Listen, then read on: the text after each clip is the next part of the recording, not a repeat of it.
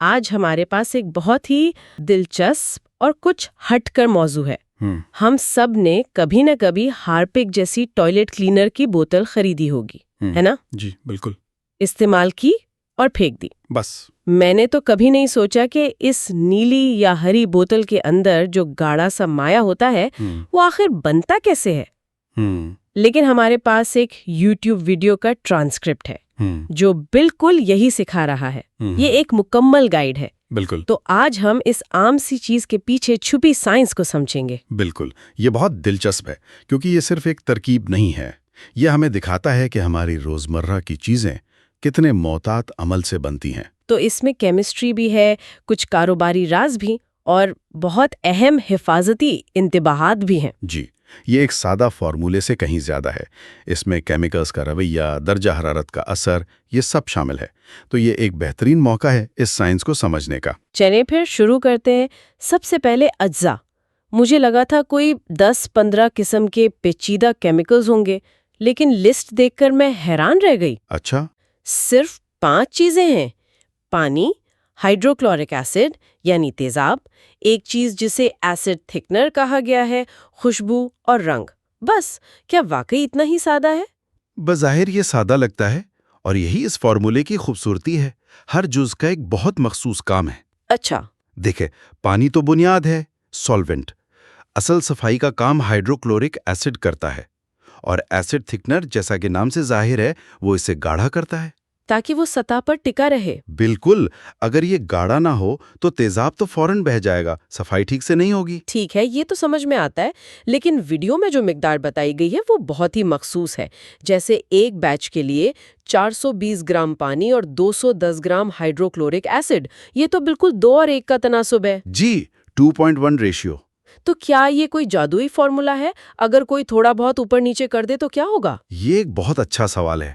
صنعتی پیداوار میں کنسسٹنسی سب سے اہم ہوتی ہے۔ یہ تناسب تجربے کے بعد طے کیا جاتا ہے۔ اگر آپ تیزاب بہت زیادہ بڑھا دیں گے تو کلینر بہت طاقتور ہو جائے گا، جو شاید ٹائلز کو بھی نقصان پہنچا دے۔ اور کم ہوگا تو صفائی مؤثر نہیں رہے گی۔ اسی طرح اگر 15 گرام ایسڈ تھکنر کی جگہ آپ کم ڈالیں گے تو پروڈکٹ پتلی بنے گی۔ تو یہ ایک توازن ہے۔ اور اسی میں ایک اور دلچسپ بات لکھی ہے موسم کے بارے میں۔ ویڈیو میں کہا گیا ہے کہ سردیوں میں تھکنر کم ڈالیں اور گرمیوں میں تھوڑا زیادہ۔ یہ مجھے بہت عجیب لگا۔ یہ ایک بہت ہی عملی نقطہ ہے۔ موسم کا کیمیکل سے کیا تعلق؟ اس کا تعلق وسکوسٹی سے ہے، یعنی گاڑھے پن سے۔ زیادہ تر مائعات درجہ حرارت سے متاثر ہوتے ہیں، گرمی میں پتلے ہو جاتے ہیں اور سردی میں گاڑھے۔ اچھا، جیسے شہد یا تیل۔ بالکل وہی مثال۔ تو گرمیوں میں فارمولے کو مطلوبہ گاڑھا پن دینے کے لیے تھوڑا زیادہ تھکنر ڈالنا پڑتا ہے۔ یہ چھوٹی چھوٹی باتیں ہی تجربہ کار بنانے والے کو الگ کرتی ہیں۔ اچھا، تو ہمارے پاس اجزاء اور ان کا تناسب آ گیا۔ اب آتے ہیں اصل عمل پر۔ میرا خیال تھا کہ بس سب چیزوں کو ایک بالٹی میں ڈالا اور گھما دیا، کام ختم۔ نہیں، ایسا بالکل نہیں ہے۔ ویڈیو کے مطابق ایک خاص ترتیب ہے جس پر عمل کرنا بہت ضروری ہے۔ جی ہاں، اور کیمسٹری میں ترتیب اکثر سب سے اہم چیز ہوتی ہے۔ غلط ترتیب میں ملانے سے کیمیائی رد عمل ٹھیک سے نہیں ہوتا۔ تو پہلا قدم ہے پانی میں ایسڈ تھکنر ملانا، اور اسے صرف ملانا نہیں بلکہ ایک مکسر میں ڈال کر 10 سے 15 منٹ تک مسلسل مکس کرنا ہے جب تک وہ یکجان نہ ہو جائے۔ 15 منٹ صرف پانی اور پاؤڈر کو ملانے کے لیے؟ یہ کچھ زیادہ نہیں؟ نہیں، یہ بالکل بھی زیادہ نہیں ہے۔ یہ اس پورے عمل کا سب سے آپ کہہ لیں نازک مرحلہ ہے۔ اچھا۔ ایسڈ تھکنر کے مالیکیولز کو پانی میں پوری طرح پھیلنے اور حل ہونے میں وقت لگتا ہے۔ اگر آپ اسے ٹھیک سے مکس نہیں کریں گے تو وہ گٹھلیاں بنا سکتا ہے، جیسے کسٹرڈ میں ہوتا ہے۔ بالکل۔ اگر آپ پاؤڈر ٹھیک سے نہیں گھولیں گے تو گانٹھیں رہ جائیں گی۔ اگر یہ مرحلہ ٹھیک نہ ہوا تو آپ کی تیار شدہ پروڈکٹ کچھ عرصے بعد پتلی ہو کر خراب ہو جائے گی، وہ سٹیبل نہیں رہے گی۔ ٹھیک ہے، تو 15 منٹ کی محنت بعد کے نقصان سے بچاتی ہے۔ اس کے بعد آتا ہے تیزاب۔ جی، ویڈیو میں بتایا گیا ہے کہ جب یہ دودھیا سا مکسچر تیار ہو جائے تو اس میں آہستہ آہستہ تیزاب ڈالنا ہے، اور یہاں ایک جادوئی تبدیلی آتی ہے۔ تہا وہ بہترین حصہ ہے۔ جیسے ہی تیزاب اندر جاتا ہے وہ دودھیا مکسچر بالکل شفاف اور گاڑھا ہونا شروع ہو جاتا ہے، یہاں تک کہ مکسر کی رفتار بھی کم ہو جاتی ہے۔ جی، کیونکہ مایا گاڑھا ہو گیا ہوتا ہے۔ یہ وہ لمحہ ہے جہاں کیمسٹری کام کرتی ہے۔ وہ کیسے؟ ایسڈ تھکنر دراصل تیزاب کی موجودگی میں ہی اپنا اصل کام کرتا ہے۔ تیزاب اس کے مالیکیولز کو کھولتا ہے اور انہیں ایک جال جیسی ساخت بنانے پر مجبور کرتا ہے۔ اچھا۔ اور اسی وجہ سے مایا گاڑھا ہوتا ہے، اور اس کا شفاف ہو جانا اس بات کی نشانی ہے کہ تھکنر پوری طرح حل ہو چکا ہے۔ یہ ایک بصری تصدیق ہے کہ آپ کا عمل درست ہے۔ اور آخر میں آتی ہیں وہ چیزیں جو پروڈکٹ کو خوبصورت بناتی ہیں، رنگ اور خوشبو۔ رنگ کے لیے تو ٹھیک ہے 15-16 قطرے ڈالے، لیکن خوشبو والی بات نے مجھے واقعی چونکا دیا۔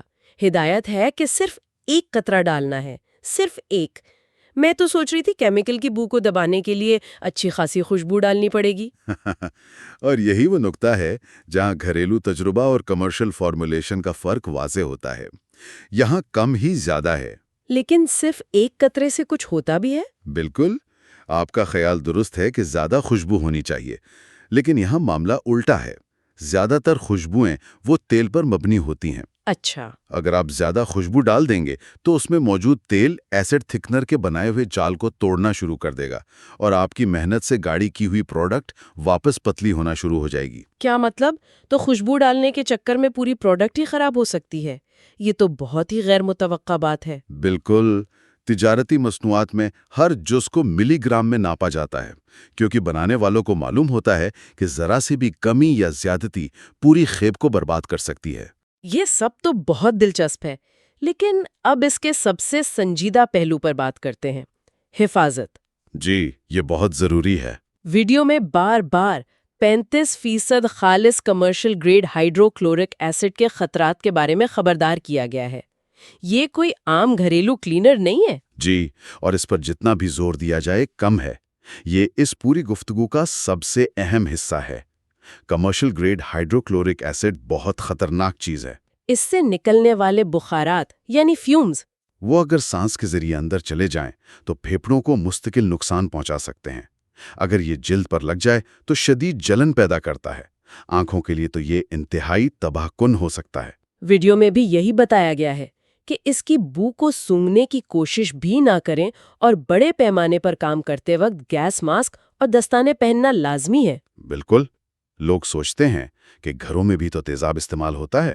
ہاں، وہی میں سوچ رہی تھی، اتنا مسئلہ تو نہیں ہوتا۔ وہ ایک عام غلط فہمی ہے۔ گھروں میں جو کلینر ہوتے ہیں ان میں تیزاب کی مقدار بہت کم ہوتی ہے، وہ بہت ڈائلیوٹڈ ہوتے ہیں۔ یہاں 35% خالص تیزاب کی بات ہو رہی ہے۔ اچھا۔ دونوں میں زمین آسمان کا فرق ہے۔ اس لیے مناسب وینٹیلیشن، دستانے، چشمے، ماسک، یہ سب کوئی آپشن نہیں بلکہ لازمی شرط ہے۔ یہ کام بند کمرے میں کرنا انتہائی خطرناک ہے۔ حفاظت کے علاوہ ایک اور اہم مسئلہ معیار کا ہے۔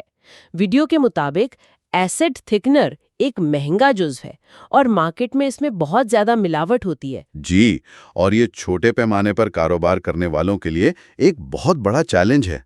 آپ نے بالکل صحیح فارمولا استعمال کیا، بہترین مشینری خریدی، لیکن اگر آپ کا ایک بنیادی خام مال ہی ناقص ہے تو سب کچھ بیکار۔ بالکل۔ ویڈیو کے مطابق اگر آپ ناقص کوالٹی کا تھکنر استعمال کریں تو آپ کی پروڈکٹ بنے گی تو بالکل ٹھیک، گاڑی بھی ہوگی، لیکن کچھ ہفتوں یا مہینوں بعد وہ اپنی جگہ پر پڑے پڑے پتلی ہو جائے گی۔ یعنی آپ نے ایک بہترین بیچ بنایا، اسے دکانوں پر سپلائی کیا، اور 3 مہینے بعد آپ کے پاس شکایتوں کے انبار لگ گئے کہ یہ تو پانی بن گیا ہے۔ صحیح، یہ تو کسی بھی نئے کاروبار کی ساکھ کو مکمل طور پر تباہ کر سکتا ہے۔ تو اس کا حل کیا ہے؟ اسی لیے ویڈیو میں ایک بہت اہم مشورہ دیا گیا ہے کہ جب بھی کسی نئے سپلائر سے تھکنر خریدیں تو پہلے ایک چھوٹا سا بیچ بنا کر اسے 3 سے 4 مہینے تک رکھ کر اس کا استحکام یعنی اسٹیبلٹی چیک کریں۔ یہ تو بہت لمبا عمل ہے۔ سست عمل ہے، لیکن یہ آپ کو مستقبل میں بہت بڑے مالی نقصان سے بچاتا ہے۔ یہ کوالٹی کنٹرول کا ایک بنیادی اصول ہے۔ صرف فارمولے پر نہیں بلکہ اپنے خام مال کے معیار پر بھی بھروسہ کریں۔ تو ہم نے ایک عام سے ٹوائلٹ کلینر کی بوتل کے اندر جھانکا، اور وہاں ہمیں کیمسٹری، فزکس، حفاظتی پروٹوکول اور یہاں تک کہ بزنس اسٹریٹجی کا ایک پورا جہان نظر آیا۔ بالکل، یہ صرف اجزاء کو ملانا نہیں ہے بلکہ ان کے تناسب، ترتیب اور ان کے باہمی تعامل کو سمجھنے کا نام ہے۔ صحیح کہا۔ یہ گفتگو ایک سادہ سی کیسے بنائیں ویڈیو سے شروع ہوئی، لیکن اس نے ہمیں کیمیائی عمل کی نزاکتوں، صنعتی حفاظت کی اہمیت اور خام مال کے معیار کے بارے میں بہت کچھ سکھا دیا۔